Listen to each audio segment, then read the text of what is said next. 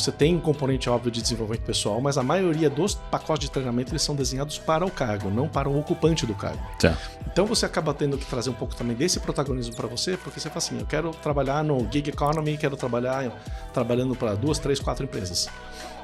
Cada empresa vai ter uma necessidade específica e você vai ter que fazer a sua autogestão das competências do que você precisa desenvolver para você conseguir conciliar essas 4 frentes, 5 frentes que você tem aberta.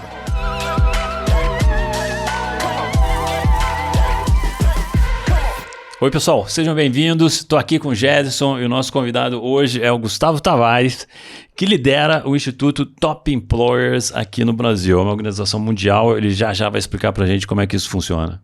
Tudo bem, Gustavo? Bem-vindo ao nosso webcast, podcast de Você Está Contratado. Prazer estar aqui com vocês hoje, obrigado pelo convite, pela oportunidade de representar o Top Employers hoje aqui com vocês.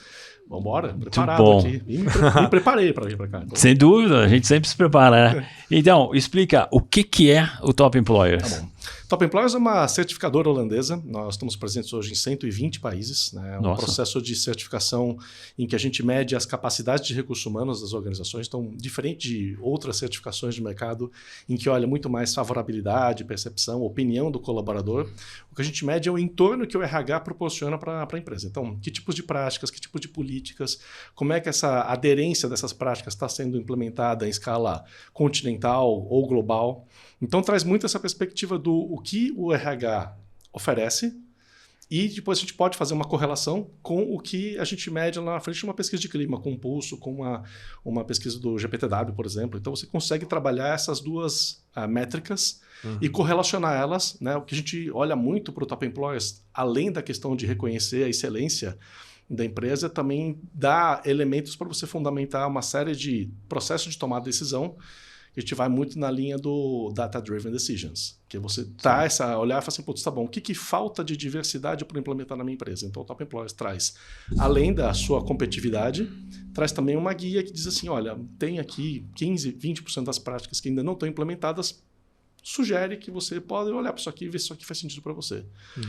Então, é um processo bem interessante, porque é um processo global, que não é um processo que é feito no Brasil, é diferente da Argentina. É um processo. E há quantos anos existe já o Instituto? Já nós estamos desde 91. 91, um pouco mais de 30 anos que nós estamos implementando. Então são 30 anos e ao redor do mundo, olhando o que são boas práticas de gestão de pessoas. Exatamente. Nas organizações. De todos os portes, né? Todos os setores. Desde empresas locais, familiares, até empresas multinacionais, né, presentes no mundo todo. Então, é um processo bem abrangente que te dá essa perspectiva do...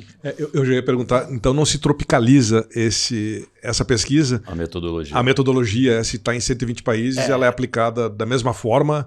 Uma das coisas que eu achei muito interessante do processo de criação dessa certificação foi justamente você considerar que as pessoas são iguais, que as melhores práticas são iguais, que você tem uma perspectiva de que o que a gente oferece como experiência tem que partir de um ponto de uma perspectiva comum em todo mundo. Então, será que a gente teria diferenças culturais entre China, Brasil e Estados Unidos? Lógico que tem diferenças culturais, mas as melhores práticas não mudam.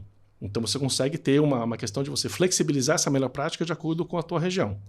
E acho que essa é a sacada. E essa é uma das razões pelas quais o Top Employers não faz um ranking. Porque eu não posso dizer que a empresa A tem uma nota, está em segundo lugar aqui no Brasil e oitavo lugar na China. Porque o que eu quero dar para a pessoa e para a empresa é uma perspectiva de que eu posso adaptar esse leque de opções para aquela necessidade cultural daquela região, daquela unidade. Então você consegue ter muito mais flexibilidade, porque você não é obrigado a implementar coisas assim, mas será que eu precisava ter esse processo aqui implementado? Então a gente traz o protagonismo de volta para o RH. Eu vou falar para o RH, vocês podem olhar isso aqui, podem considerar essas práticas, mas não necessariamente você tem que implementar tudo. Tipo, vocês podem beber desta fonte, né? Exatamente. Mas não é muito mais do que certo e errado, né?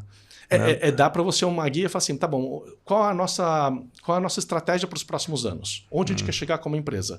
Como é que faz dessa estratégia de negócio uma estratégia de pessoas? Legal. E quais são os enablers ali que vão fazer com que eu me diferencie dos meus competidores na hora de montar essa estratégia de pessoas? Tá? É disso que a gente vai olhar.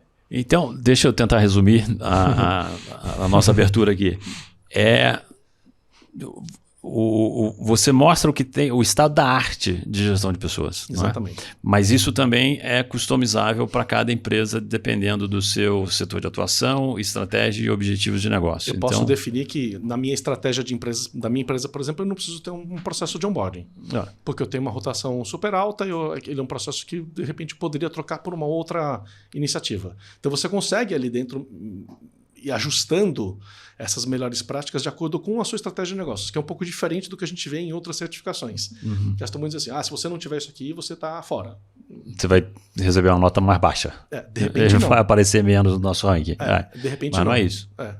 Porque a gente quer dar para a empresa é a perspectiva de entender que vão ter práticas que podem fazer mais sentido e práticas que, de repente, naquele momento não vão fazer muito sentido. Quais são aquelas que você tem um impacto? E uma das coisas que o Top Employers faz muito bem é dar, num comparativo ano contra ano, a perspectiva de te ajudar a desenhar qual que é o ROI do teu RH. Então, isso deve ser um barato.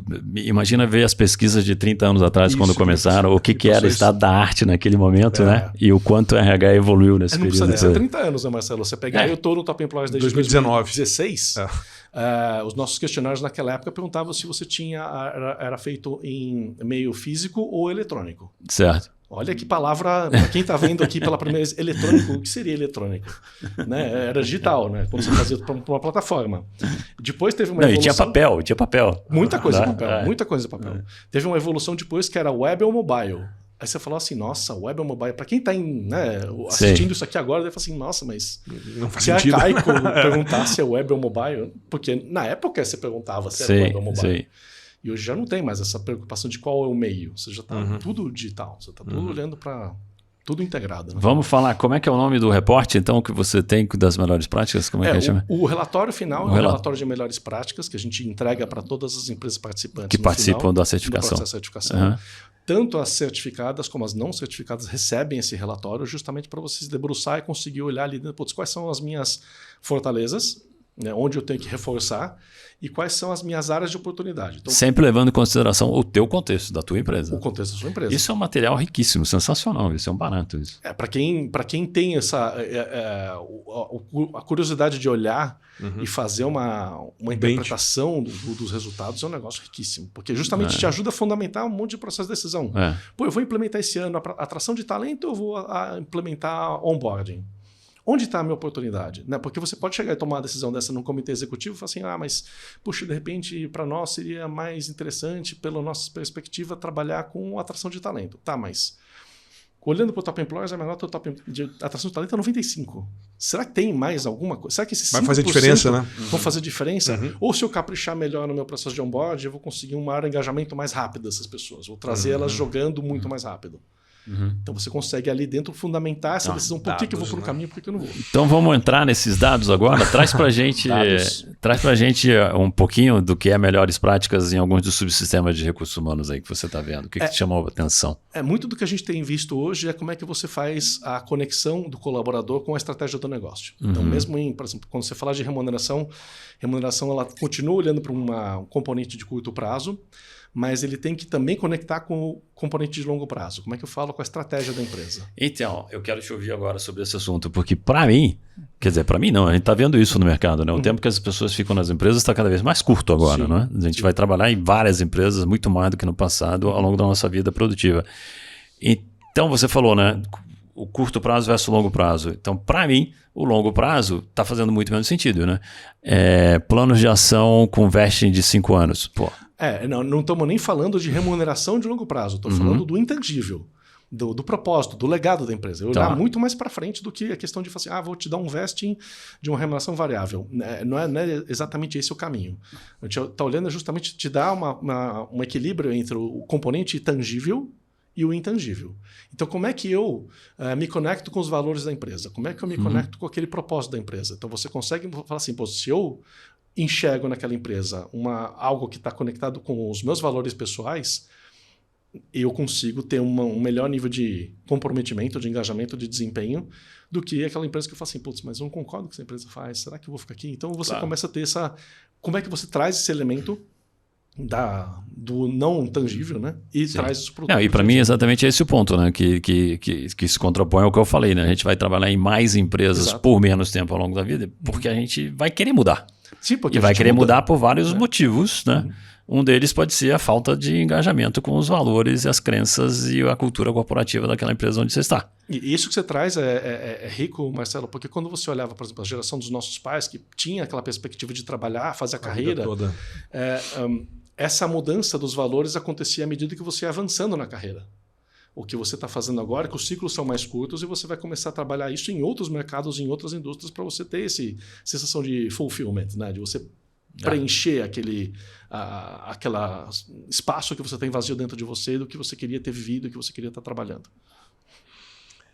Porque isso aí também, os ciclos estão mais curtos, Sim. né? Então, assim, isso que você deu um bom exemplo, que os nossos pais queriam experimentar esse ciclo dentro de uma mesma organização, né? Exatamente. E a gente agora, acho que a tecnologia e o digital veio para isso também, a gente sabe que várias coisas acontecem no mundo. E por que não, né? Eu acho que a pergunta que a gente sempre está se fazendo é: por que não? Por que não eu? E que capacidade eu preciso ter para fazer parte dessa história e dessa organização, né? E outra coisa que acontece também com a gente é: o nosso propósito não é linear ao longo da nossa vida, da nossa jornada, né? Então, aquilo que faz sentido num determinado momento pode deixar de fazer sentido. E aí também não é culpa, mérito ou demérito da empresa, né, com relação àquilo que ela produz ou fornece, e nenhum problema teu.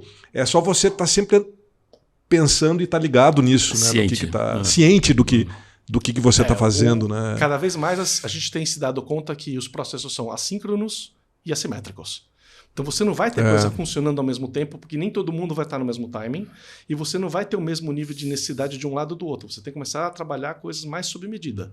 Acho que essa é por exemplo, quando a gente fala de tendência para 2023, a gente está falando muito do que é a necessidade de você, não é engajar, mas como é que você envolve o colaborador. E envolver o colaborador significa você não só dar voz para ele, mas escutar o que ele tem para trazer de volta para você. Pegar essa retroalimentação e falar assim, pô, tá bom, você está me dizendo que isso aqui não funciona dessa forma? Então como é que a gente coloca isso no centro da mesa de tomada de decisão e fala assim, isso aqui é o que está vindo de input. E não olhar o resultado da pesquisa de clima, de pulso, e falar assim, olha aqui, eles estão falando que eles vão ficar aqui mais um ano com a gente trabalhando. Que legal. Tá, mas como é que a gente muda isso? Como é que a gente transforma isso num maior engajamento, num maior comprometimento? Gustavo, agora você me... Fiquei pensando uma coisa aqui. Resultados, né? Em quanto tempo esses resultados ficam arcaicos, né? Porque a velocidade é tão grande que você me entregar um relatório de uma pesquisa que você aplicou no semestre passado, talvez não faça mais sentido para mim em 2023. Eu, quando comecei a minha carreira, a gente falava de pesquisa de clima a cada 2 anos. Então você imagina que a cada 2 anos você está no final lendo o resultado de 3 anos atrás. Porque quando você terminou de aplicar a pesquisa. E agora a gente fala de pulsos. De pulso, exatamente. Dos pulsos, quase que diário. Você vai fazer um pulso. O que é o pulso? Pulso, de repente, não é uma pesquisa que você preparou a pesquisa. É um pop-up na sua tela, quando você fez o seu login, aparecem 2, 3 perguntas. Às vezes nem aparece uma pergunta, aparece só aquele rostinho, né? Do tô feliz, tô triste. Porque de repente é isso. Como é que eu consigo tomar a decisão mais rápido? Se de repente aparece naquele pop-up dos rostinhos. Eu coloquei, a maioria das pessoas apareceu com um rostinho meio preocupado, porque, aquele dia choveu, eles tiveram um problema para chegar na empresa, todo mundo está meio estressado. Será que é um dia de eu tentar ir para uma agenda mais pesada ou é o dia de eu fazer uma gestão um pouco mais, né, de como é que eu ajudo a influenciar o clima da organização daquela equipe? Então você começa a ter ferramentas aí, métricas, que você não precisa fazer um Big Data super preditivo. É ali na ponta do dedo ali. Você vai fazendo aquela gestão à medida que você vê. As pessoas de repente estão... Final do mês, está todo mundo meio cansado. Tem uma pauta pesada para a gente discutir. Em que momento eu consigo fazer essa pauta? Vou esperar, vou puxar o engajamento para um momento que está todo mundo mais energizado, ou vou dar aquela pancada em todo mundo que já está meio assim. Então, como é que eu consigo trabalhar esses aspectos no dia a dia? Eu puxei o assunto de remuneração, né? Então, como é que remuneração está mudando? Remuneração está mudando no sentido de você olhar muito mais a perspectiva do que é olhar o curto prazo de uma forma mais competitiva, olhar benefício de uma forma muito mais sob medida, né? E sair um pouco daquela história de falar assim, mas eu posso te oferecer um super plano de incentivo de longo prazo.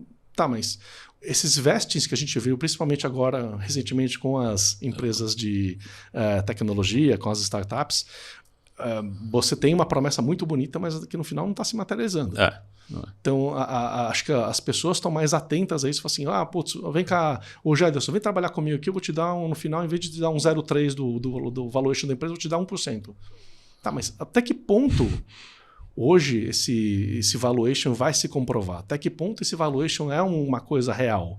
Ou é um wishful thinking que eu vou falar assim, isso aqui talvez seja, mas talvez não seja. E quanto tempo tem que esperar? Porque no final você acabava amarrando as pessoas na empresa por conta desse valuation. E você deteriora o clima porque as pessoas veem que não tem muita perspectiva daquele negócio se concretizar. E aí, né? E aí não vai. E aí a pessoa sai, aí você fala assim, puxa, mas você deixou aquele. Eu conheço várias pessoas que saíram dessas empresas e falam assim, mas você deixou uma quantidade de dinheiro lá absurda. Na mesa, né? Mas não é que eu deixei. Evento, fumaça, não tem. Não vai materializar aquele dinheiro. Ou se materializar, vai materializar 1/3 daquilo que tinha conversado. Né? E não é enganação, nada, né? Realmente é um propósito, é um fato, principalmente de pessoas que estão à frente dos negócios, de que aquilo tem valor, né? Só que a coisa vai para um outro caminho e muda, né? É um modelo que está desconectando, né, um pouco com os anseios das pessoas hoje. Acho que a gente está passando por um processo interessante agora das pessoas entenderem um pouco mais de que existe muita expectativa e que boa parte dessas expectativas talvez se concretizem e boa parte talvez não se concretize. Então você fala assim, puxa vida, todo mundo quer ser empreendedor. Né? A gente usa um dado nas apresentações do Top Employers para falar do porquê da importância de você trabalhar a marca empregadora. Você fala assim, poxa, hoje 40%, um pouco menos, 36% dos jovens do Brasil têm uma perspectiva de querer se empreender 5 anos depois de você terminar a faculdade. Na formação superior. Esse é um estado, inclusive, de um instituto chamado GES. O nome é esquisito, porque GES é um acrônimo de uma pesquisa feita com universitários, mas é GUESS. Depois pode olhar. Tá? É um dado que existe mesmo. Quando você fala assim, é o dado do GES, você fala assim, mas GES. Tem dúvida aí. Mas você pega, você tem 40%, 36% dos universitários querem empreender. Sobrou... já não sobrou, mas então daquela turma que saiu lá da faculdade, 1 em cada 3 já não está mais no mercado. Então, se eu tenho que atrair meu talento, se parte do meu crescimento está baseado em ter que atrair os melhores, pode ser que daqueles 100, 36 talvez dos melhores também já não estejam mais lá. Então, o meu funil já está apertando. Então, não adianta eu chegar e falar assim, vem para cá que eu vou te dar um super pacote, vou te dar um bônus maravilhoso quando a empresa for vendida. Mas, eu preciso trabalhar também a curto prazo. Então, você vai ter essa questão de olhar o curto prazo, você vai ter esses pacotes de benefícios de uma forma muito mais desenhada para aquele momento. E se eu falar assim, mudou o meu chip aqui, eu não quero mais, de repente, olhar para esse componente do benefício, quero ir para o outro, você consegue trocar. Então, você olha muito mais para a personalização dos pacotes do que para uma coisa que vai ser essa aqui é para todo mundo. Então, legal. Quando eu comecei minha carreira, a gente falava muito de pacote de remuneração, que era uma coisa para a empresa inteira. Era os grades, você tinha aquela coisa. Era para o funcionário médio, assim. Né? A gente tentava tirar a média do funcionário e dar um pacote de benefícios que era igual para todo mundo. E que não funcionava para ninguém no final das contas. Não dava para ninguém. Aí você chega por hoje e fala assim, para um universitário, 22, 23 anos. Vem cá que eu vou te dar um pacote de previdência privada maravilhoso. Assim, mas o quê? Eu não pretendo aposentar. Mas eu não quero aposentar. Vem cá, eu quero te perguntar sobre outros processos também, Gustavo, que eu estou super curioso para ver o que você vai trazer das outras coisas. Então, de novo, vou trazer um tema ancorando na questão de que a gente vai trabalhar para várias empresas ao longo da nossa vida e hoje, com o modelo que a gente tem de trabalho remoto, essa flexibilidade nos permite trabalhar para mais de uma empresa simultaneamente, inclusive. Né? E empresas internacionais, não necessariamente empresas que estão localizadas com CNPJ aqui no Brasil. Aí o ponto é treinamento e desenvolvimento destas pessoas. Se eu trabalho para mais de uma empresa simultaneamente, ou eu vou trabalhar por curto espaço de tempo em cada uma das empresas, que treinamento que uma empresa tem que dar para esses funcionários? Né? Esse é um ponto super interessante, Marcelo, porque no final a gente olha para os treinamentos, a maioria dos catálogos de treinamentos estão desenhados para você desempenhar aquela função naquele cargo. Você tem um componente óbvio de desenvolvimento pessoal, mas a maioria dos pacotes de treinamento eles são desenhados para o cargo, não para o ocupante do cargo. Então você acaba tendo que trazer um pouco também desse protagonismo para você, porque você fala assim, eu quero trabalhar no gig economy, quero trabalhando para 2, 3, 4 empresas. Cada empresa vai ter uma necessidade específica E você vai ter que fazer a sua autogestão das competências, do que você precisa desenvolver para você conseguir conciliar essas 4 frentes, 5 frentes que você tem aberta. Então, existia também uma mudança também na chavinha das pessoas que olharam e falaram assim, poxa, mas eu tenho que esperar que a empresa me desenvolva. Não, se você esperar que a empresa te desenvolver, você vai ficar para trás. Porque hoje, cada vez mais, você está vendo as pessoas tomando a iniciativa, tomando a liderança de irem elas próprias procurar seu desenvolvimento, justamente porque elas querem se capacitar e trabalhar em várias coisas. Eu tenho falado com muita gente, por exemplo, que agora tem ido procurar iniciativas de inovação e empreendedorismo. Mas você quer abrir uma empresa? Não necessariamente, mas eu quero entender como é que essas pessoas pensam para justamente poder voltar aqui e ver que elementos da inovação eu poderia estar trazendo para a empresa e aplicar. No intraempreendedorismo. Né? E eu me diferenciar dos meus colegas.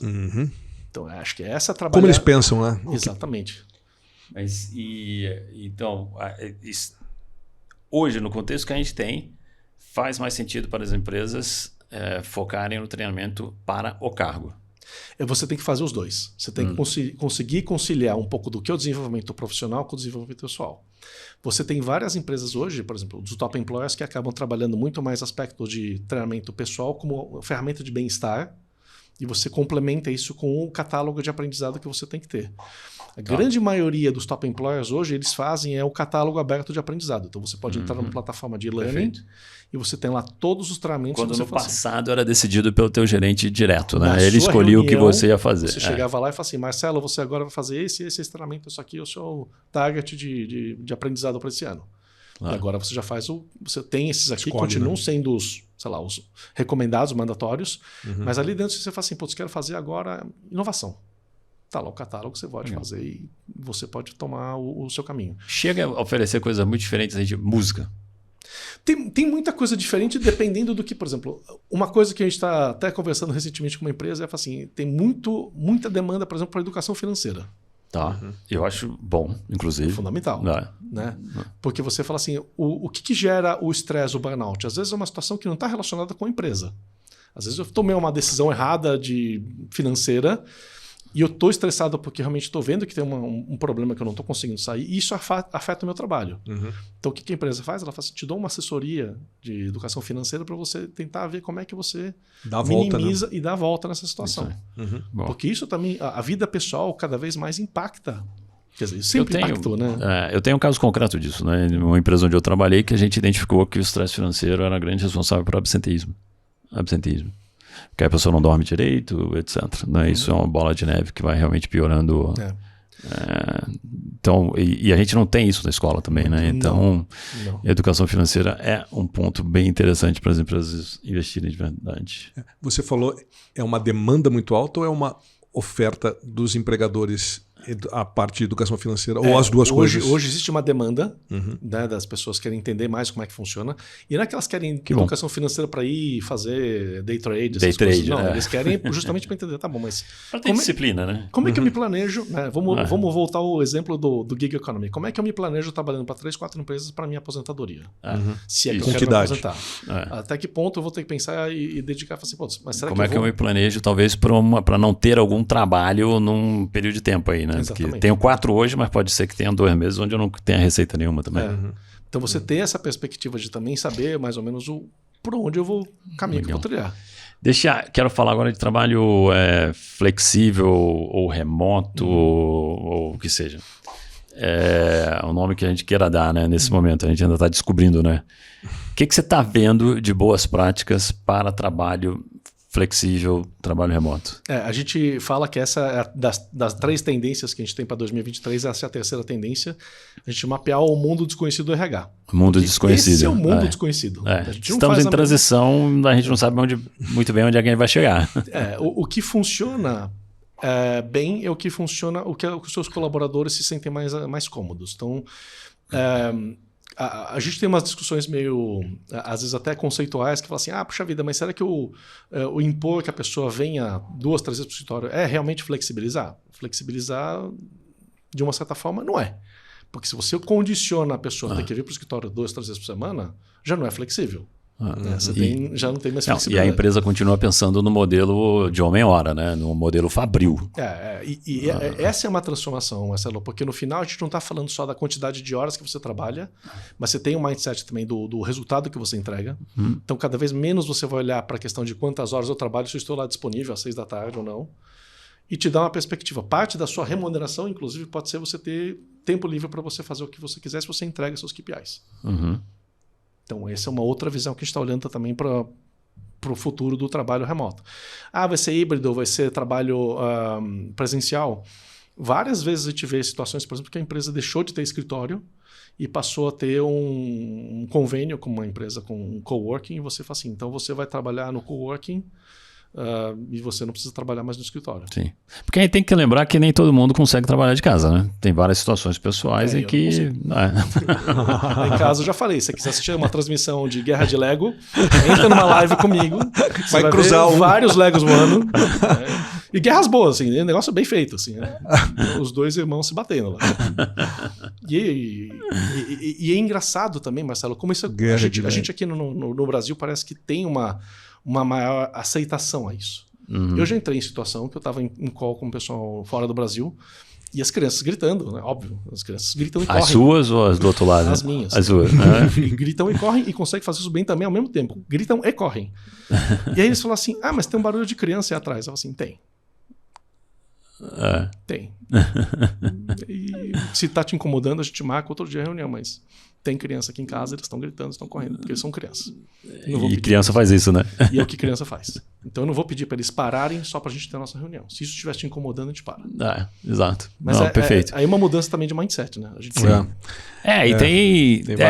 tem essa combinação, na verdade, né? Tem gente que não quer, não gosta, não pode trabalhar de casa e prefere ter um escritório, né? E vice-versa. Tem gente que tem condição total de estar no escritório. E o que é interessante também não é só a questão física, mas a questão de horário. Sim. Porque você, hoje, por exemplo, quando a gente fala com os top employers, a maioria deles, o que eles dizem pra gente é assim, não basta eu te dar o trabalho remoto se eu te obrigo a trabalhar das 9 às 6. Claro. Abrir o computador às 8 que eu quero falar com você. É a mesma coisa, né? Você tem que fazer Então, por exemplo, eu sou uma pessoa que eu de manhã preciso fazer meu exercício, então você faz seu exercício, se você quiser começar mais cedo, por exemplo, eu começo às vezes 7h30, 8 horas.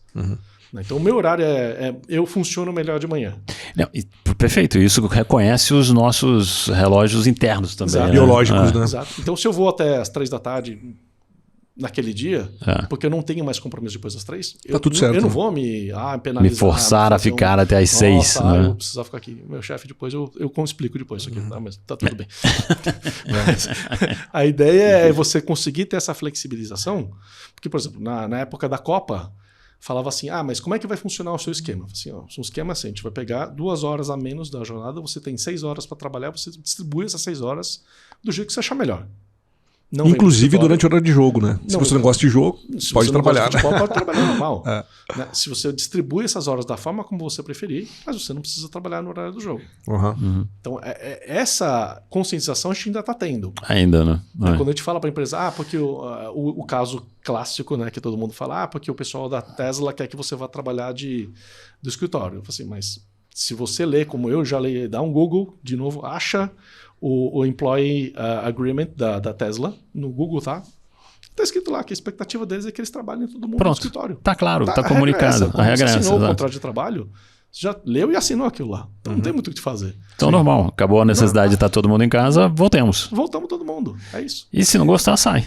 Não gostar, tem um monte de empresa que contrataria alguém, um ex-Tesla. Então... E tem um monte de gente que adora trabalhar com o Musk e na Tesla, né? E que está feliz da vida o dia inteiro no escritório. Eu acho que a importância é regras claras. Exatamente. Né? Então, assim, se você quer ser top, tem as regras claras, tanto do empregador quanto do empregado. Né? O que você quer e o que você está disposto a.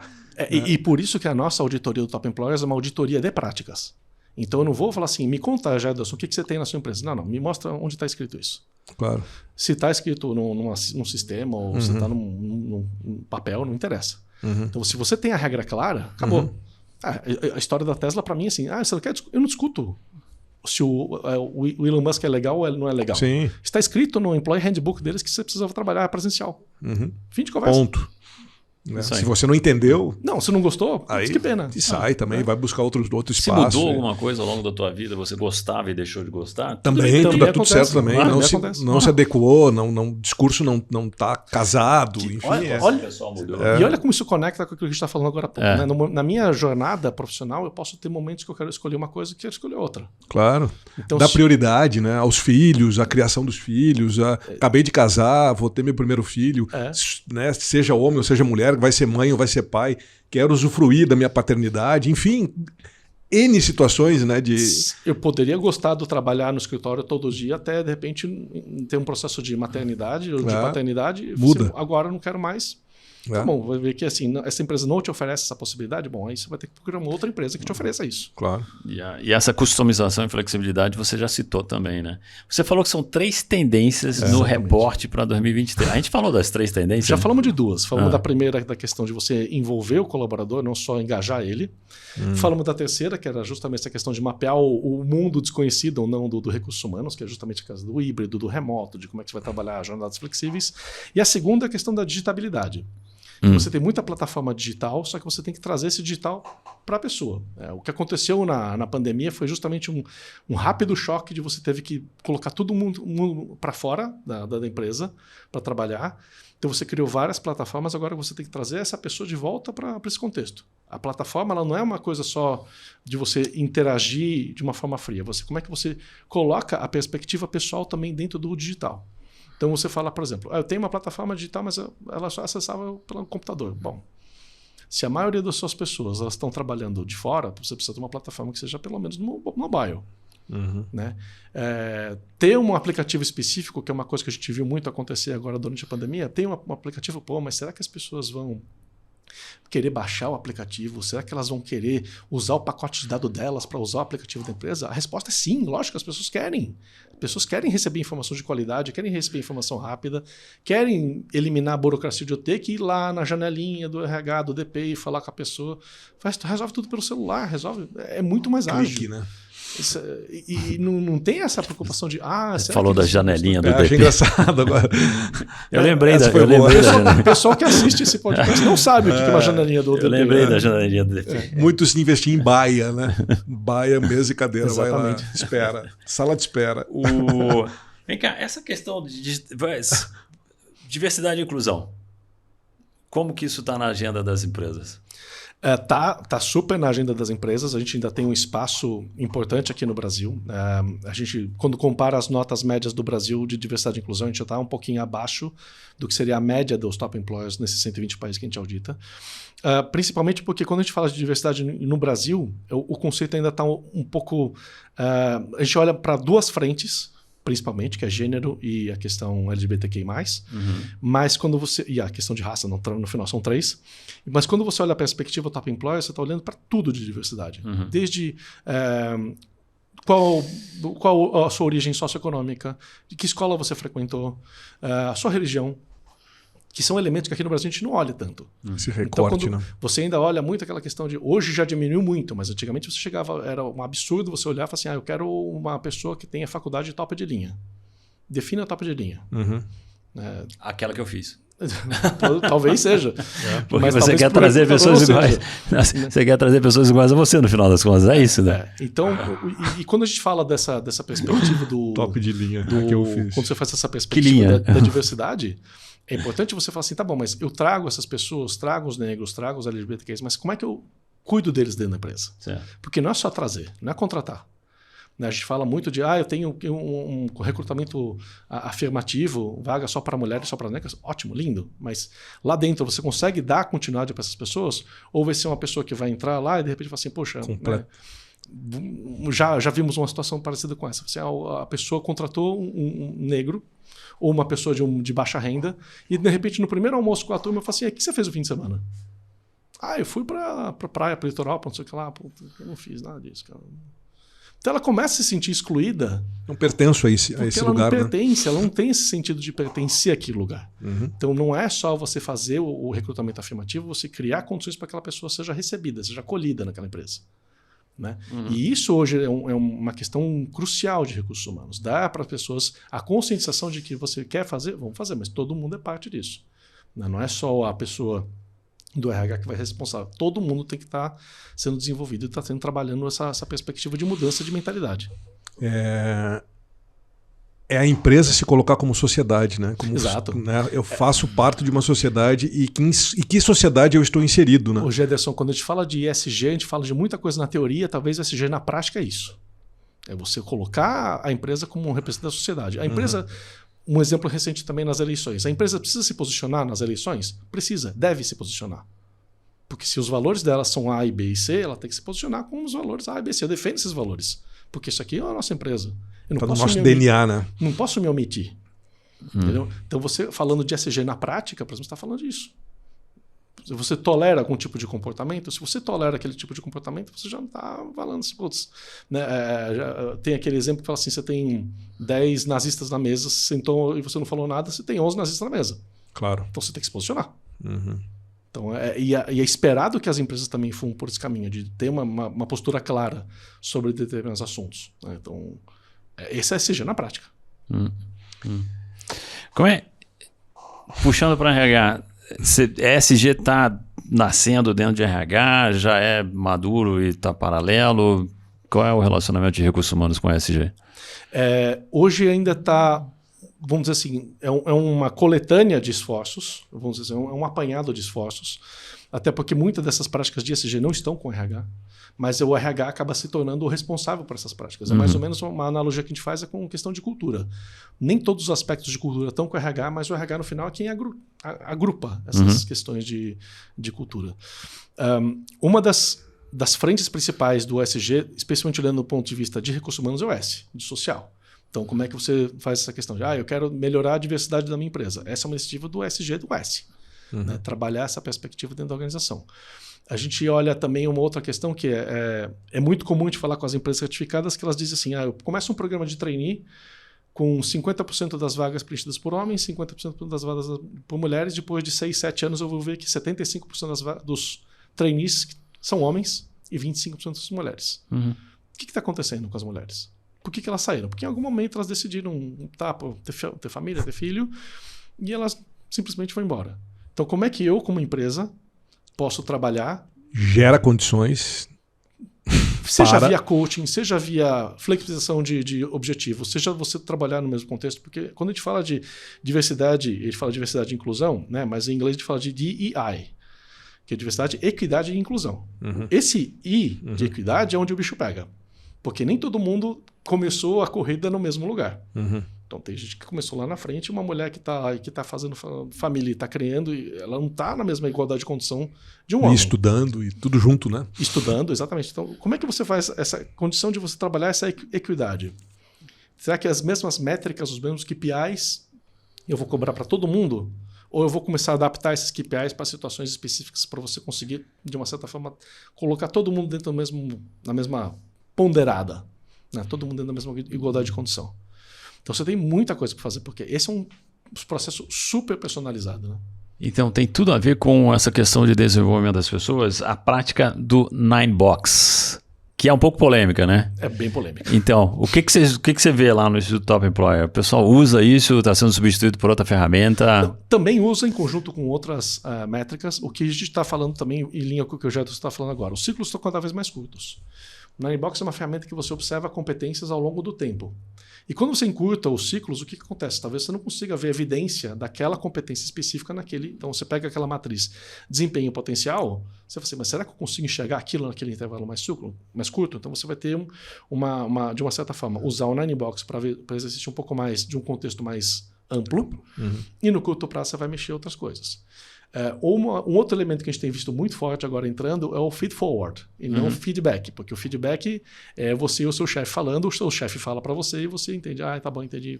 E fala do passado. E fala do passado. O feed forward é o contrário, é eu falando para o meu chefe quais são as minhas intenções, as minhas expectativas, o que eu quero. E isso entra como elemento também para você depois medir o desempenho lá na frente. Então, o que vai acontecer, você vai ter várias ferramentas que vão estar sendo colocadas na 9Box. Você vai ter o feedback, você vai ter o feed forward, você vai ter outras ferramentas de assessment de competências, por exemplo, e você vai usar isso tudo como todas as guias. Guia. onde você está nesse momento em que... E se olhando a tua expectativa de carreira, se você está fazendo a coisa que você deveria fazer, ou vamos ajustar aqui, vamos fazer alguma coisinha ali. Então, essa... Ou desejada pelo empregador também, né, Gustavo? Então, mas essa é a perspectiva que eu quero. Onde você quer chegar, Gederson? Eu quero chegar nesse lugar aqui. Bom, beleza. Bom, podemos te ajudar até um certo ponto. A outra parte você vai ter que vir e contribuir. Mas boa parte a gente vai poder te dar uma orientação de por onde fazer. O Nannybox vai te ajudar justamente a tentar determinar. Se eu sou um cara de super alto desempenho, mas o meu potencial está baixo. O que está faltando então? Por que seu potencial é baixo em relação aos seus pares? Olha o feedback, olha o feedforward, olha lá o que você tem de competências e começa a trabalhar os gaps. Que essa é uma outra questão interessante. Várias vezes eu tenho falado com o pessoal de desenvolvimento. Existia muito a prática de você olhar, quando você pegava um exercício de desenvolvimento de competências, principalmente, de você trabalhar os gaps. Ou os pontos a desenvolver, como a gente chamava. Será que são os pontos a desenvolver que você tem que trabalhar ou são os pontos fortes? Para você ter cada vez mais pontos fortes. Alavancar, né? Então tem muita coisa que está acontecendo. Boa aqui. pergunta. Marcelo tem a opinião dele nisso. Trabalho em pontos fortes, onde você vai brilhar. A não ser que seja um ponto fraco que realmente vai impedir o teu crescimento. Né? E você tem que seja um obstáculo. E que escala é essa que você tem que melhorar a ponto de fazer esse diferencial. É importante você ter um repertório cada vez mais amplo. Isso é fundamental. Mas você falar assim, mas eu preciso desenvolver uma competência que não está conectada com a natureza do meu trabalho ou com os meus valores pessoais, o que eu quero fazer. Será que é produtivo? Ou eu preciso de muito esforço para fazer com que isso... sofrido e não vai chegar muito longe. Né? E não vai agregar, e a pessoa vai estar lá meio que de má vontade, não vai ser legal. Mas isso também é muito autoconhecimento, né? Porque às vezes também você cair nessa cilada do tipo, puxa, isso é muito difícil para mim, você pode te dar uma sensação de desistir, né? Do tipo, puxa, eu não cheguei naquela posição ou eu não consegui trilhar aquela carreira desejada porque eu não me dediquei a fazer aquilo que eu deveria ter feito, né? Então, aonde putz, é muito perigoso, né? É um detalhe, assim, né? Que ponto é esse que eu falhei, né? É muito difícil a pessoa ter a maturidade de ela mesma fazer essa análise que você está falando. Então, o que a gente tem visto nas empresas também é um processo de transformação em que o processo de aconselhamento de carreira costumava ser uma responsabilidade de três partes, né? Era o chefe, ou a própria pessoa, e você tinha, sei lá, um papel de um BP que fazia meio que e nesse triângulo ali você fazia essa conversa. O que a gente tem visto agora é uma prática das empresas e cada vez mais você tem uma pessoa que é um advisor de carreira dedicado. Então ela não é o BP da área, que também vai ter essa conversa, mas você tem uma pessoa que é um advisor de carreira que trabalha só com isso, e essa pessoa que vai ser a pessoa com que você vai falar assim, a sua carreira específica. E ela vai dar alimentação para o chefe, para a BP, para pode ser uma pessoa de dentro e pode ser uma pessoa de fora da empresa. Tanto de dentro como de fora, exatamente. Que legal. Para a gente fechar aqui, eu quero fazer uma pergunta sobre um tema bem tradicional assim, nas discussões que envolvem recursos humanos. Recursos humanos já é estratégico? Poderia ser mais. Poderia ser mais porque justamente a grande questão eu acho que tem uma perspectiva importante que é o recursos humanos ele pode ser estratégico à medida que as pessoas entendam, os comitês executivos entendam que um dos principais investimentos que a empresa faz, né? Todo mundo fala assim, o nosso maior ativo são as pessoas. A gente entende que as pessoas são o maior investimento que a empresa faz. Você pega a quantidade de dinheiro que uma empresa coloca em treinamento, em capacitação, em salário, muitas vezes é o maior custo da empresa. Né? Então, se é o maior investimento da empresa, por que os comitês executivos não respeitam esse investimento da mesma forma que eles investem em outras coisas? Então, essa mudança de mindset começa por aí. Essa provocação de falar assim, tá bom, se nós temos o nosso maior investimento, então a gente tem que estar na pauta do comitê executivo. Com essa conscientização, o RH ganha força. Agora, o que o RH precisa fazer de verdade é trazer também um pouco mais de métrica. Trazer o dado. Né? Porque quando você fala, por exemplo, calculo o ROI de recursos humanos da sua empresa hoje. A pessoa fala assim, puta, e agora? Né? Como é que eu faço isso? Então, por exemplo, a gente tem, dentro do processo Top Employers, formas de você calcular o ROI, porque você fala assim, bom, eu implementei 3 grandes projetos esse ano. Desses 3 grandes projetos, eu peguei e vi que assim, a minha nota naquelas 3 dimensões ali aumentou de 80 para 90. Pô, beleza. Então, esse delta de 10 pontos, eu não consigo talvez quantificar isso, quanto isso representa em grana, mas eu consigo dizer assim, a minha competitividade como marca empregadora subiu de 80 para 90. Então começa a ter uma perspectiva um pouco mais clara. Então trabalhar essa questão dos dados, trabalhar de uma forma muito mais colada no negócio. Né? E não só olhando o aspecto dos processos internos de RH. Mensurável, né? Muito legal, assim. Métricas, né? Quais são as métricas que o RH realmente está colaborando a empresa a atingir. Bacana. Obrigado, Gustavo. Não, foi um prazer. Excelente conversar contigo e ouvir teus insights. Obrigado. Show. Obrigado. Valeu. Valeu, pessoal. A gente se vê no próximo.